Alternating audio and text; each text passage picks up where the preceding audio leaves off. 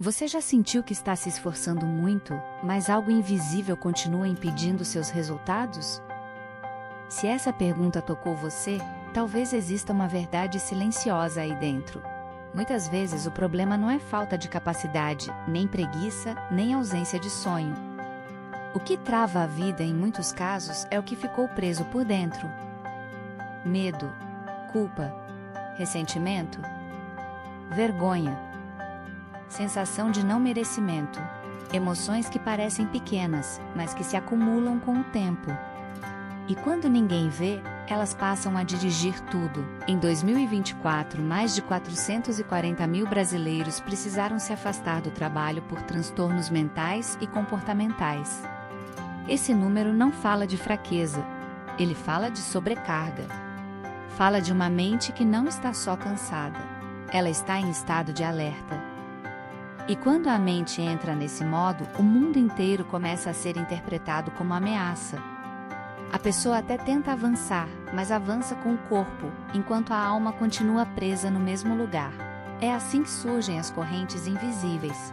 Elas não fazem barulho, não aparecem no espelho, mas estão lá, ligando o presente ao passado.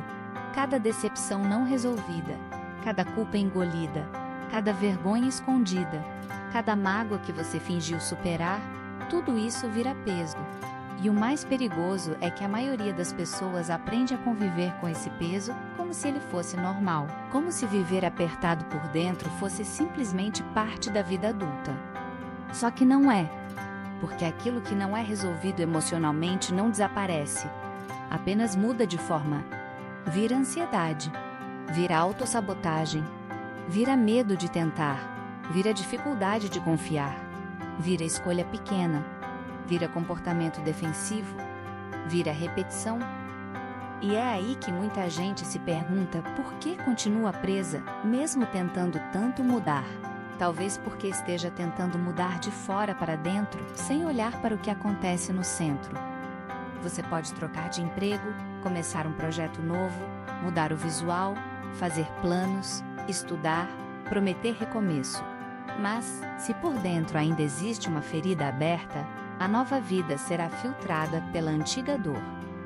O passado continua sentado na mesa, silencioso, influente, determinando o tom das suas decisões.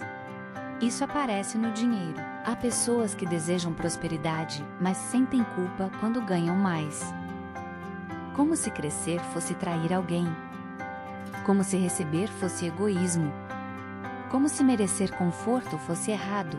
E então, sem perceber, elas mesmas começam a frear oportunidades, diminuir preços, evitar negociações, adiar decisões. A escassez não é só falta de dinheiro, é um estado mental que estreita a visão e faz a vida parecer menor do que ela é. Pesquisas sobre escassez financeira mostram que, quando a mente entra nesse modo, a performance cognitiva piora. Em outras palavras, a pressão reduz clareza. A pessoa pensa menos livremente, decide pior, enxerga menos possibilidades.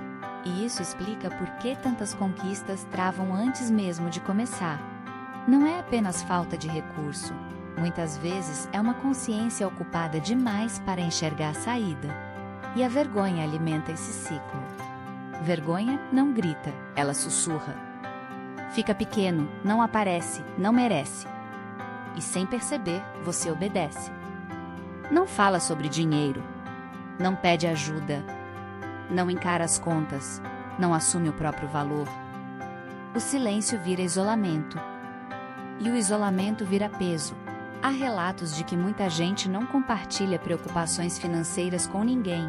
E isso mostra como o sofrimento se esconde por trás de uma aparência de normalidade. Por fora, controle. Por dentro, exaustão. Mas o efeito não para no dinheiro, ele atravessa as relações. Talvez você deseje um novo amor, uma relação leve, um recomeço verdadeiro. Mas ainda carrega mágoas antigas. Ainda sente o corpo se fechar quando alguém se aproxima demais. Ainda interpreta cuidado como ameaça. Ainda espera ser ferido antes mesmo de ser amado. E então o presente paga a conta de feridas que nasceram em outro tempo. Quando existe preocupação, medo ou insegurança financeira, até a forma como a gente enxerga o parceiro muda. O mesmo gesto pode parecer distante. A mesma fala pode parecer crítica. O mesmo silêncio pode parecer rejeição. O estresse pinta a realidade com tons mais escuros. E aos poucos o vínculo vai sendo corroído não apenas pelos fatos, mas pelas lentes emocionais de quem olha. Ressentimento faz isso com força. Ele não é só memória ruim, é um filtro. Ele transforma carinho em ameaça. Ele transforma diálogo em defesa. Ele transforma a intimidade em campo de batalha. E quando o ressentimento cresce, a pessoa deixa de viver o agora para cobrar o passado no presente. É como se a dor dissesse: eu ainda não terminei de cobrar. Por isso, tantos relacionamentos se desgastam antes mesmo de serem realmente vividos. Porque não é o outro que está sempre no centro da história. Muitas vezes, é a ferida antiga tentando escrever o roteiro de novo. Imagine agora uma mochila nas suas costas. No começo, ela parece leve. Dentro dela, você coloca uma culpa antiga. Depois, uma vergonha que nunca foi dita. Em seguida, uma decepção, uma injustiça, uma rejeição, um medo de não ser suficiente. E você continua andando. Continua trabalhando. Continua sorrindo. Continua dizendo que está tudo bem. Só que, a cada novo passo, a mochila pesa mais. É assim com a vida emocional.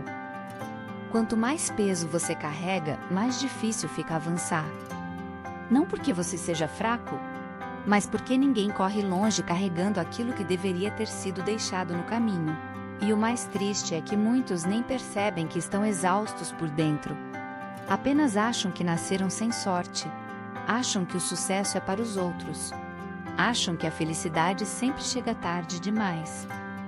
Mas talvez o problema nunca tenha sido falta de destino. Talvez tenha sido excesso de bagagem. E é aqui que a história muda. Libertar-se do passado não significa apagar o que aconteceu.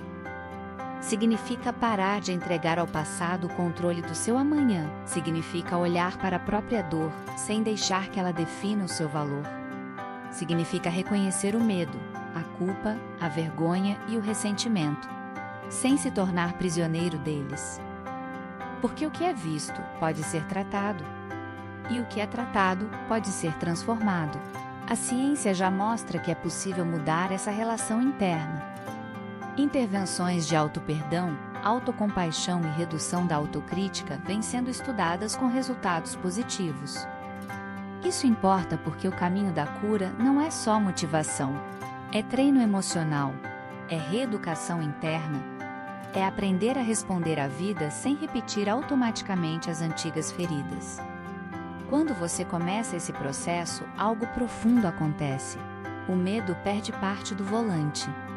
A culpa deixa de ser sentença. A vergonha para de ditar tamanho. O ressentimento começa a perder força. E pouco a pouco, a mochila fica mais leve. Não porque os problemas desapareceram, mas porque você já não os carrega da mesma forma. E então surge uma nova possibilidade. Você passa a escolher com mais clareza.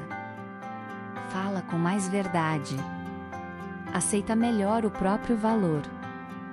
Toma decisões menos movidas por falta e mais guiadas por consciência. Prosperidade deixa de ser ameaça. Relacionamento deixa de ser campo minado. A vida começa a respirar de novo. Porque libertação não é só alívio emocional, é direção. Libertar-se do passado não muda apenas como você se sente, muda a direção da sua vida. Se essa mensagem falou com você, comente libertação e se inscreva no canal para o próximo vídeo.